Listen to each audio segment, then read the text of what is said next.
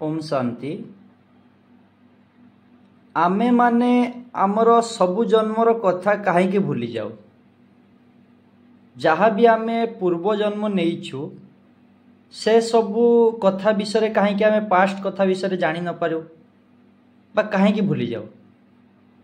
खाली से पूर्व जन्म कथा नुहे, आपण आज भी जो दुनिया रे आपण रोचंती, आपण जहाँ भी पाठ पढ़ुचंती, जेकोसी कोर्स करुचंती, आपण लक्ष्य देबे देखिबे पिला दिन आपण जहाँ भी पढ़ी आपणक बुद्धि से सब स्मृति धीरे धीरे लिभि चलछि।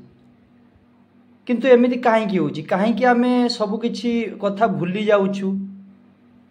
तार कारण आमे केबे जानिबा को प्रयास करिनु।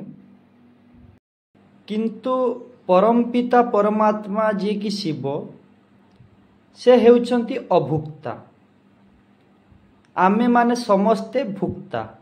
भुक्ता अर्थात भोगी। आमे सुख भी भोग करू तो दुख भी भोग करू। सेतिपाई जे भी भोग करिवो कोनोसी भी सुख दुख तार आत्मार शक्ति डिस्चार्ज होबो निश्चित, ताकू कहीं रोकी पारिबेनी। किंतु भगवान जहाँ को आमे त्रिकालदर्शी को, जे तीन कालर रहस्य को जानी थांती, से केबे भी भूलंतिनी कोनोसी जिंस को। कहीं भूलंतिनी? कहीं ना से जन्म मरण रहित, जन्म आ मृत्यु चक्र रे केबे भी आसंती नाही। जे जन्म भी नियंतिनी तो मृत्यु भी वरण करंतिनी, से अतीतर कथा कि भविष्यतर कथा को केमिति भूलिबे? सेथिपाई तांकु तीन कालर स्रष्टा बोली कहा जाए, अर्थात अतीत वर्तमान और भविष्यतर ज्ञानता जे ज्ञान को जानती, सी जड़े जे कि सृष्टि रंगमंच को आसिले आमको शिक्षा दियंती, पाठ पढ़ाती। आमे माने सेमिति कौन करू, से तांकर जो पाठ को पढ़िलु शिखिलु, तापरे आमे भी निजर स्टेज को से भली बनौचु।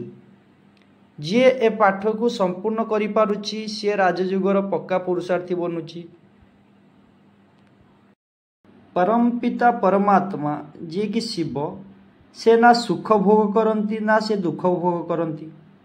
जे सुख भोग करंतिनी कि दुख भोग करंतिनी तो सी अभुक्ता हेले ना।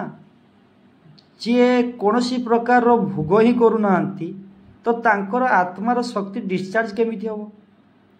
आम मनुष्य आत्मा मानकर ही शक्ति डिस्चार्ज हुए। मनुष्य गोटे जिनस देखंतु बारंबार जन्म मरण चक्र रे आसीछि।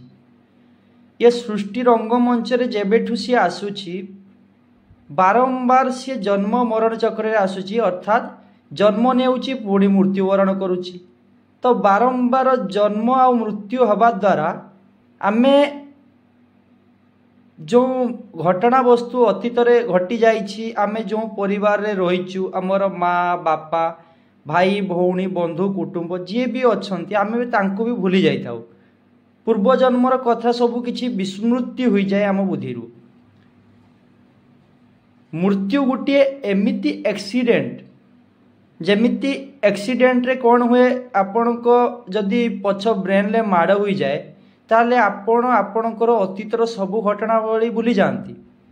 से भली मृत्यु गोटे एमिति एक्सीडेंट, ए एक्सीडेंट हेले आपण आपणकर जो अतीतर जो भी घटना वस्तु, जो पूर्व जन्म रे आपण को घरे कौन केमिति को परिवार थिला, कौन माँ बापा थिले, किए थिले, सी आपण से सब भूली जाती। खाली सेतिकी नुहे, आपण आज भी जो पाठ पढ़ुचंती लक्ष्य देवे, आपण जहाँ भी एक्टिविटी करुचंती, आपण को प्रत्येक एक्टिविटी को आपण स्मृति रे रखी पारुनाती, आपण भूली जाउचंती। खाली आपण को पूर्व पाठ पढ़ा कथा नुहे, आपण जदि आजिर दिन को हिसाब को नेबे, आज भी आपण जहाँ भी काम करिचंती सकाळु उठिवा ठारू सुइवा पर्यंत आपण प्रत्येक कथा को आपण मने रखी पारुनाती। कारण कौन? कहीं के आपण मने रखी पारुनु? वास्तव में यार कारण होउची, मनुष्य होउची जने भोगी प्राणी, अर्थात से सुख भी भोग करे और दुख भी भोग करे।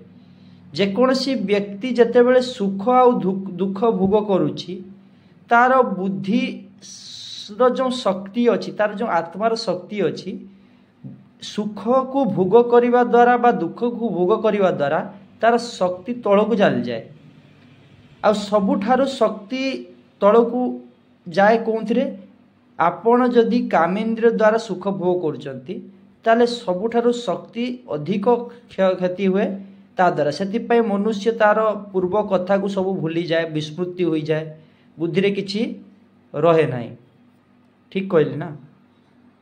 हम शांति।